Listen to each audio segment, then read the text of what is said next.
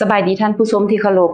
ข้าพเจ้าสินทลีจันทนาขอรายงานสภาพอากาศจากห้องข่าวกรมอุตุนิยมและอุทกศาสตร์ประจำวันที่ 16 กันยายน 2018 แจ้งเตือนลมพายุไต้ฝุ่นมังคุดหัวที่22ประจำปี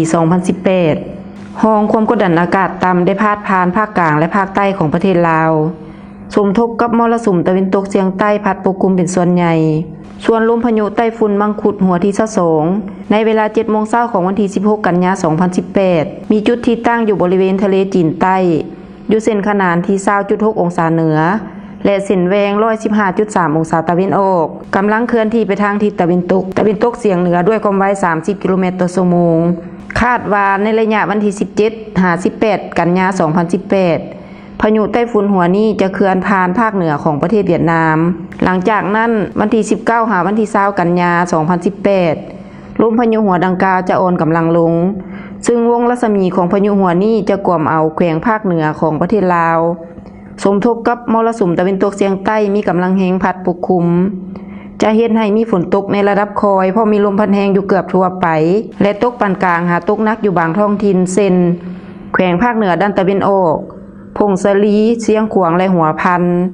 ภาคกลางแขวงไส้สมบูรณ์แขวงเวียงจันทน์และบุรีคำไซดังนั้นจึงแจ้งเตือนถึงประชาชนบรรดาเผ่าและอำนาจการปกครองทุกภาคส่วนที่อาศัยอยู่เขตแขวงภาคเหนือหาภาคกลาง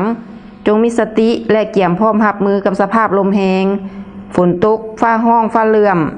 ที่อาจจะเฮ็ดให้เกิดมีดินเจือนและน้ำท่วมสูงขอให้ติดตามข่าวพยากรณ์อากาศและระดับน้ำจากกรมอุตุนิยมและอุทกศาสตร์ในระยะ1-2 วันต่อหน้านี้พวกเรามาติดตามสภาพอากาศนำกันเลยโดยเริ่มจากภาพดาวเทียมห้องความกดดันอากาศต่ำพาดผ่านอยู่ภาคกลางหาภาคใต้ของประเทศลาวส่วนพายุมังคุดหัวที่22ปัจจุบันเวลา 7 โมงเช้ามีจุดที่ตั้งอยู่เส้นขนานที่ 20.6 องศาเหนือและเส้นแหวงที่ 115.3 องศาตะวันออกพร้อมเคลื่อนที่ไปทางทิศตะวันตกเฉียงเหนือด้วยความไว30 กิโลเมตรต่อชั่วโมงปริมาณน้ำฝน24 ชั่วโมงผ่านมามีฝนตกกระจายอยู่บางท้องถิ่นแขวงภาคกลางและภาคใต้เช่นขมวน 1.8 และจำปาสัก 13.2 มิลลิเมตรสภาพระดับน้ำโขงในเวลา 7 โมงเช้าของวันที่ 16 กันยายน 2018 ที่นครหลวงพะบาง 12.60 นครหลวงเวียงจันทน์ 8 เมตร 95 เซนติเมตรปากซัน 12 เมตร 31 ท่าแขก 11 เมตร 44 นครไก่สอนพรหมวิหาร 9.08 และนครปากเซ 10.10 เซนติเมตรพวกเรามาติดตามสภาพอากาศในแต่ละภาคในเวลา 19 โมงของมื้อนี้ถึงเวลา 19 โมงของมื้ออื่นโดยเริ่มจากภาคเหนือด้านตะวันออกมีเฟือกปกคลุมเป็นบางส่วนและมีฝนตกใน 30% ของเนื้อที่อุณหภูมิในระหว่าง 17-30 องศาภาคเหนือด้านตะวันตกอากาศร้อนและมีฝนตก 35% ของเนื้อที่อุณหภูมิในระหว่าง 25-35 องศานครหลวงเวียงจันทน์อากาศร้อนและมีลมพัดแรงเป็นบางโอกาสอุณหภูมิในระหว่าง 25-35 องศามีฝน 25% ของเนื้อที่ภาคกลางอากาศร้อนและจะมีฝนตกใน 40% ของเนื้อที่และมีลมพัดแรงเป็นบางโอกาสอุณหภูมิในระหว่าง 25-35 องศาภาคใต้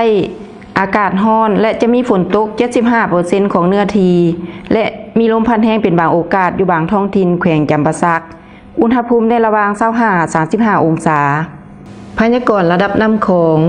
นครหลวงพะบาง 12 เมตร 51 นครหลวงเวียงจันทน์ 8 เมตร 87 ปากซัน 12 เมตร 25 ท่าแขก 11 เมตร 37 นครไก่สอนพรหมวิหาร 8.95 และนครปากเซ 9.97 เซนติเมตรท่านผู้ชมที่เคารพท่านสามารถติดตามข่าวพยากรณ์อากาศและแจ้งเตือนภัยจากกรมอุตุนิยมและอุทกศาสตร์หรือจะเข้าผ่านทาง Facebook YouTube ทางการ